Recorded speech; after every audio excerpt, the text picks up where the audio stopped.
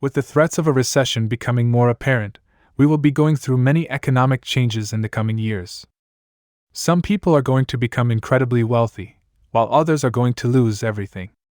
What if I told you that you could use this coming slowdown as an opportunity to become wealthy, by understanding what's going on and knowing what to do?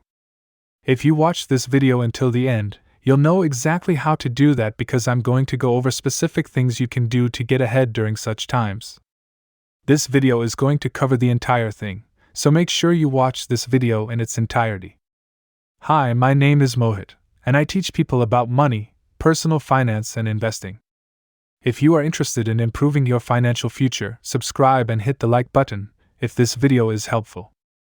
When you have a recession or a market slowdown, the businesses that make money go on sale, creating an opportunity for you to buy a piece of the business at a discounted price.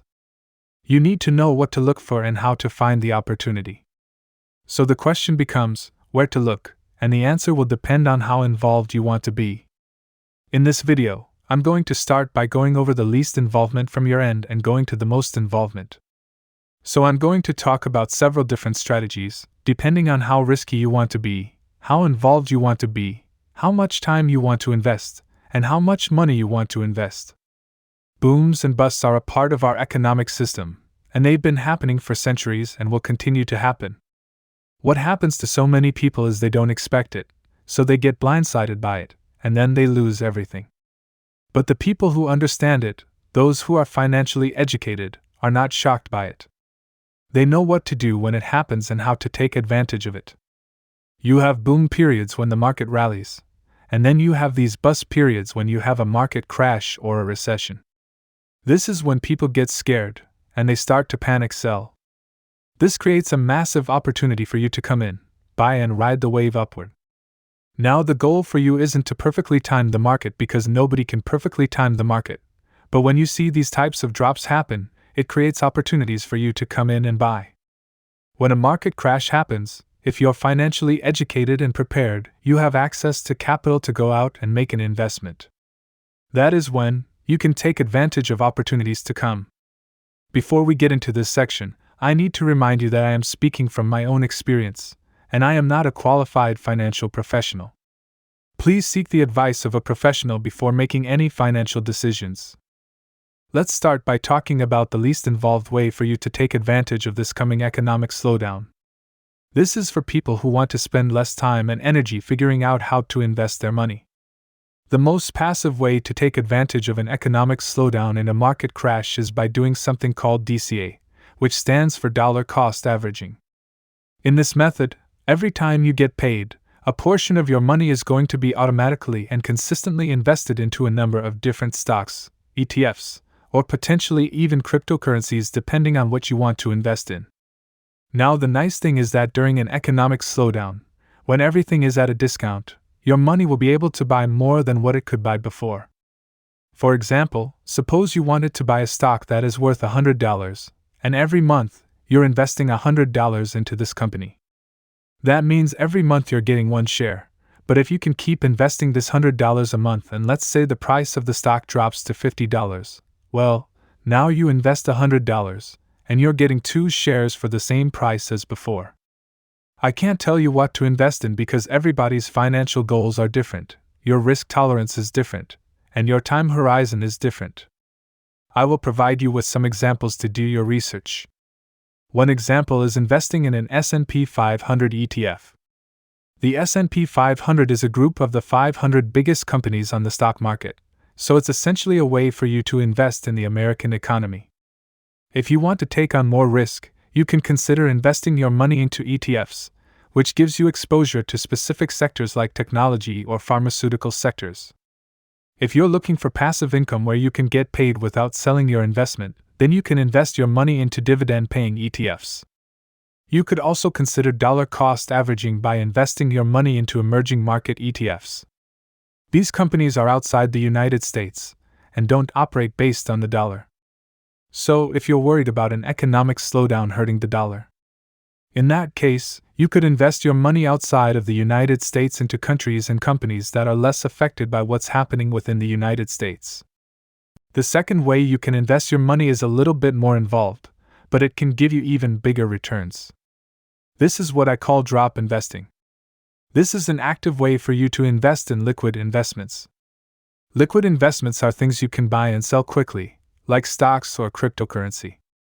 This is an active investment, meaning now you have analyzed and selected the company you want to buy shares in, but are waiting for a better price. I call it drop investing because, once again, you cannot predict the best price to buy the share. Instead, you buy in phases as the market drops during an economic crash. Let's understand this with the help of an example. Suppose you want to invest in Amazon. You have done your research and ran the numbers. You have looked at the financials, the revenue and the profits, and found a price point you want to buy the stock. You decided that when Amazon stock falls by 15%, you will make your first purchase because you feel that is a good price and the stock will be undervalued. When you see the stock fall by 15%, you would come in and buy, but not invest all of your money. Let's say you want to invest $1,000 into Amazon. When the price reaches your buying point, you invest $200 in it. If it falls another 10 or 15%, you invest another $225. If it falls a further 10%, you would invest another $250. This way, you invest in phases on the way down without worrying about perfectly timing the market. This is why I call it drop investing, and it's a more active way to invest in individual companies. Now, instead of trying to pick the perfect price, you can come in and buy in phases on the way down because nobody knows how long this recession will last or how long this market crash will last. Still, you also don't want to miss out on great buying points because the people that try to pick this bottom perfectly are the ones that end up missing it. If you want to be more involved, consider investing your money in real estate. I love real estate investing because real estate gives you something tangible, something you can see, feel, and touch, especially when you're going through these types of volatile recessions and market crashes. You will buy a property if you want to invest in real estate. Suppose you buy a home to rent out.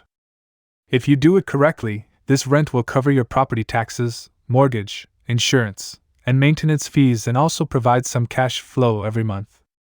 The problem is over the last number of years, we've seen real estate prices skyrocket along with mortgage rates, making it not very profitable to buy real estate.